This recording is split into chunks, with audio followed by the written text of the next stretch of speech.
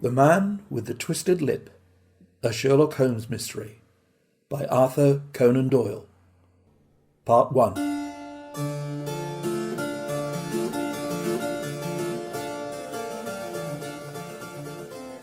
Isa Whitney, brother of the late Elias Whitney, principal of the Theological College of St. George's, was much addicted to opium.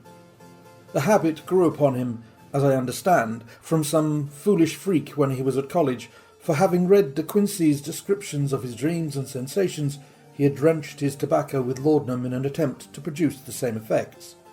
He found, as so many more have done, that the practice is easier to attain than to get rid of. And for many years he continued to be a slave to the drug, an object of mingled horror and pity to his friends and relatives. I can see him now, with yellow, pasty face, drooping lids, and pinpoint pupils, all huddled in a chair, the wreck and ruin of a noble man. One night, it was June 89, there came a ring to my bell about the hour when a man gives his first yawn and glances at the clock.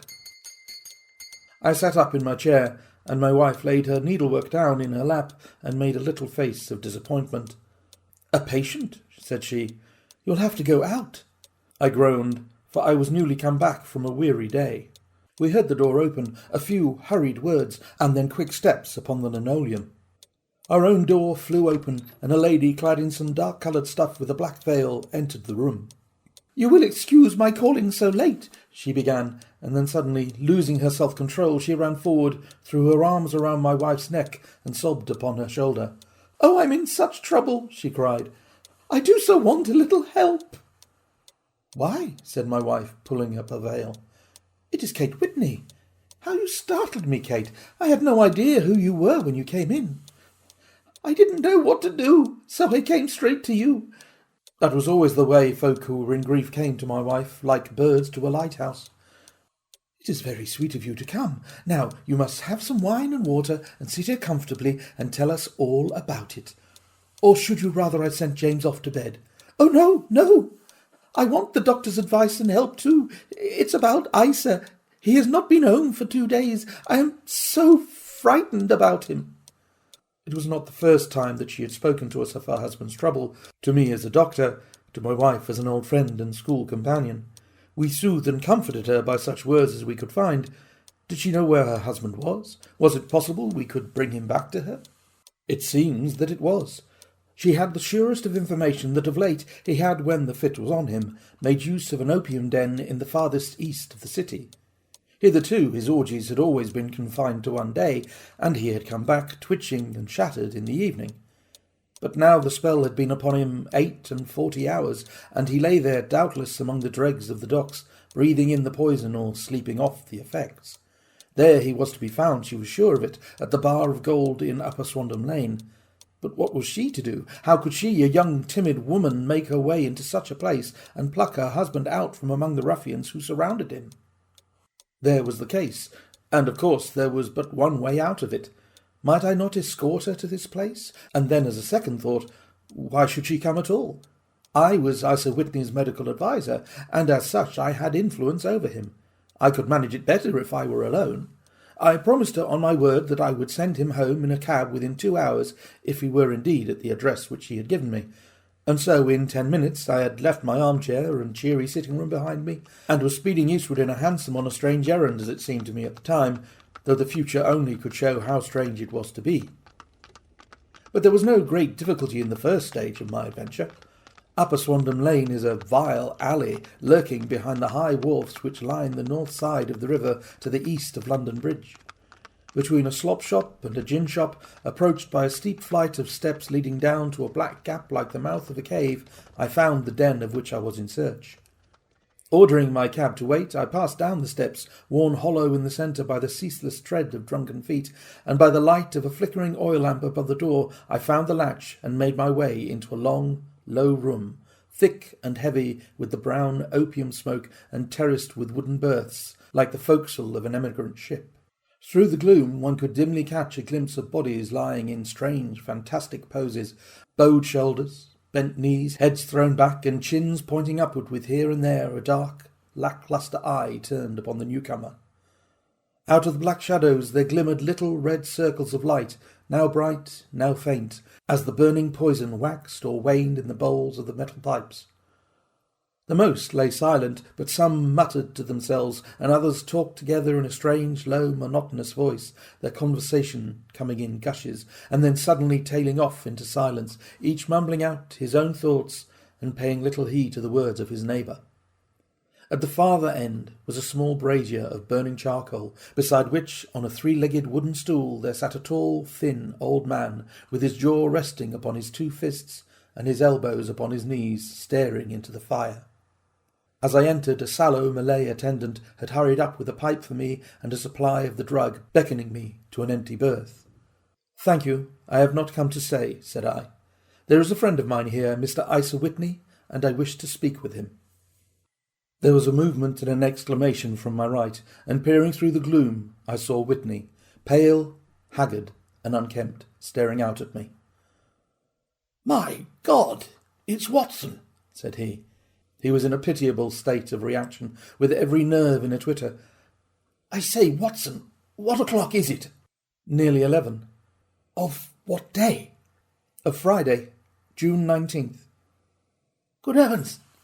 I thought it was Wednesday. It is Wednesday. What do you want to frighten a chap for?" He sank his face into his arms and began to sob in a high treble key. "I tell you that it is Friday, man. Your wife has been waiting this 2 days for you. You should be ashamed of yourself." "So I am. But you've got mixed, Watson, for I have only been here for a few hours. 3 pipes. 4 pipes, I forget how many. But I'll go home with you. I wouldn't frighten Kate, poor little Kate. Give me your hand. Have you a cab?" "Yes, I have one waiting." "Then I shall go in it. But I must owe something. Find what I owe, Watson. I am all off colour. I can do nothing for myself." I walked down the narrow passage between the double row of sleepers, holding my breath to keep out the vile, stupefying fumes of the drug, and looked about for the manager. As I passed the tall man who sat by the brazier, I felt a sudden pluck at my skirt, and a low voice whispered, "Walk past me, and then look back at me." The words fell quite distinctly upon my ear. I glanced down. They could only have come from the old man at my side, and yet he sat now as absorbed as ever, very thin, very wrinkled, bent with age, an opium pipe dangling down from between his knees, as though it had dropped in sheer lassitude from his fingers. I took 2 steps forward and looked back. It took all of my self-control to prevent me from breaking out into a cry of astonishment. He had turned his back so that no one could see him but I. His form had filled out, his wrinkles were gone, the dull eyes had regained their fire, and there, sitting by the fire, and grinning at my surprise, was none other than Sherlock Holmes. He made a slight motion to me to approach him, and instantly, as he turned his face half round to the company once more, subsided into a doddering, loose-lipped senility. "Holmes," I whispered, "what on earth are you doing in this den?" "As low as you can," he answered. "I have excellent ears. If you would have the great kindness to get rid of that sottish friend of yours, I should be exceedingly glad to have a little talk with you. I have a cab outside." "Then pray send him home in it. You may safely trust him, for he appears to be too limp to get into any mischief. I should recommend you also to send a note by the cabman to your wife to say that you have thrown in your lot with me. If you will wait outside, I shall be with you in 5 minutes." It was difficult to refuse any of Sherlock Holmes's requests, for they were always so exceedingly definite and put forward with such a quiet air of mastery. I felt, however, that when Whitney was once confined in the cab, my mission was practically accomplished, and for the rest I could not wish anything better than to be associated with my friend in one of those singular adventures which were the normal condition of his existence. In a few minutes I had written my note, paid Whitney's bill, led him out to the cab, and seen him driven through the darkness. In a very short time a decrepit figure emerged from the opium den, and I was walking down the street with Sherlock Holmes. For 2 streets he shuffled along with a bent back and an uncertain foot. Then, glancing quickly round, he straightened himself out and burst into a hearty fit of laughter. "I suppose, Watson," said he, "that you imagine that I have added opium smoking to cocaine injections, and all the other little weaknesses on which you have favoured me with your medical views. I was certainly surprised to find you there, But not more so than I to find you. I came to find a friend, and I to find an enemy. An enemy? Yes, one of my natural enemies, or shall I say my natural prey.